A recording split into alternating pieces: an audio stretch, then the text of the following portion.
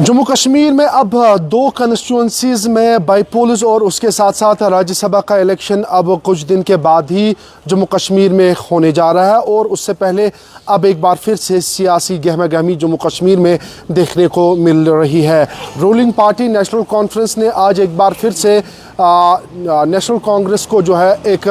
दावतनामा भेजा है, जिसमें बाज़ाब्ता तौर उनको कहा गया है कि जो आगे आने वाला जो राज्यसभा इलेक्शन है उसके लिए हम एक अलायंस, क्योंकि वो अलायंस पार्टनर्स है, तो उनको कहा कि हम एक मीटिंग करेंगे, जॉइंट मीटिंग करेंगे। और उसके बाद कांग्रेस ने कहा है कि हम पहले अपने जो एमएलएज़ हैं उनके साथ मुशावरत करके हाईकमांड को जो है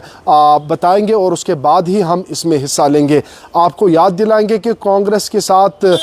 अलायंस में नेशनल कॉन्फ्रेंस है, लेकिन कांग्रेस ने डिमांड की थी कि हमें आप सेफर सीट राज्यसभा में ऑफ़र दीजिएगा, लेकिन उसके बाद नेशनल कॉन्फ्रेंस ने उनको 4th सीट दी है जो अनसेफ है। और 3 सीटों पे जो है नेशनल कॉन्फ्रेंस ने पहले कैंडिडेट्स अनाउंस किए थे और उसके बाद जब कांग्रेस ने उनको कहा कि हमें ये नहीं चाहिए, और उसके बाद नेशनल कॉन्फ्रेंस ने 4थे नंबर पे भी अपना ही कैंडिडेट उतारा है। और यहाँ तक ही ये नहीं रुके हैं, और जब नगरोटा में जो है नेशनल कॉन्फ्रेंस को अपना कैंडिडेट उतारना था तो नेशनल कॉन्फ्रेंस ने कांग्रेस को कहा कि हम अपने अलायंस पार्टनर को वहाँ पे सपोर्ट करेंगे, आप वहाँ पे कैंडिडेट उतारिए। और उसके बाद उमर अब्दुल्ला ने दोस्ती निभाई थी, लेकिन वो दोस्ती जो है उस दोस्ती का इम्तिहान कांग्रेस ने लिया है और कांग्रेस ने हाईकमांड से बात करके कहा कि हम इसमें जो है हिस्सा नहीं लेंगे, हम अपने अलायंस पार्टनर को ही ये सीट देंगे। आपको याद दिलाए 2024 में जो इलेक्शन हुआ था उसमें दूसरे नंबर पे नेशनल कॉन्फ्रेंस का कैंडिडेट था, 17,000 के करीब उसमें वोट्स नेशनल कॉन्फ्रेंस ने लिए थे। और कुल मिला के उसके बाद नेशनल कॉन्फ्रेंस ने नगरोटा में दिव्या रैना के खिलाफ जो है कैंडिडेट उतारा है। हालांकि वादा था कि हम देवेंद्र रैना के फैमिली के कोई भी फ़र्द इलेक्शन में आएगा उनके खिलाफ हम कोई भी कैंडिडेट नहीं उतारेंगे, लेकिन नेशनल कॉन्फ्रेंस ने नगरोटा में जो है अपना कैंडिडेट उतारा है। और उसके बाद बडगाम में जो है लगातार जो है नाम सामने नहीं आता था, लेकिन उसके बाद नेशनल कॉन्फ्रेंस ने वहाँ पे अपना कैंडिडेट दिया और आगा रूहुल्लाह मेहदी जो कि नेशनल कॉन्फ्रेंस के एक सीनियर लीडर, उसके साथ साथ member of parliament central Kashmir है, उन्होंने कहा कि मेरी कोई भी तस्वीर या मेरा नाम कहीं पे भी सामने नहीं आना चाहिए इलेक्शन कैंपेन में, मैं किसी के लिए कैंपेन नहीं करूंगा। और यहाँ तक ही नहीं रुके हैं और आज जो है, हालांकि कल से जो है एक और सेशन लगने वाला है जम्मू कश्मीर असेंबली में, श्रीनगर असेंबली कॉम्प्लेक्स में। और पहले जो है यहाँ पे बाज़ाब्ता तौर जिस तरीके से लगातार अब कुछ दिन के बाद ही राज्यसभा के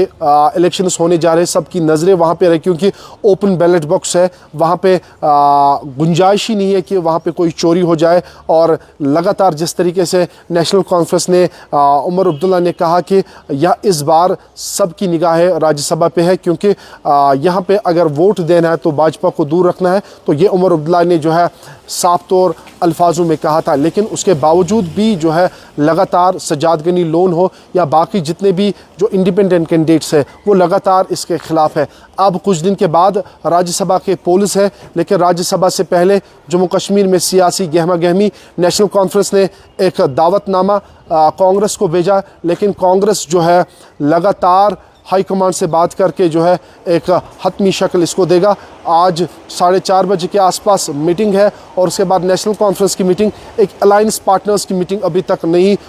उसकी जो है तस्दीक नहीं हो पाई है, लेकिन नेशनल कॉन्फ्रेंस ने अपने अलायंस पार्टनर को ख़त भेजा है कि हम जो है एक अलायंस मीटिंग करेंगे। लेकिन जिस तरीके से इन अलायंस पार्टनर को राज्यसभा जब सीट शेयर करनी थी तब जो है अलायंस पार्टनर को कहीं ना कहीं जो है दूर रखा गया है। और जम्मू कश्मीर प्रदेश कांग्रेस कमेटी के प्रेसिडेंट तारिक हमीद का भी साफ कहना है कि हमें जो है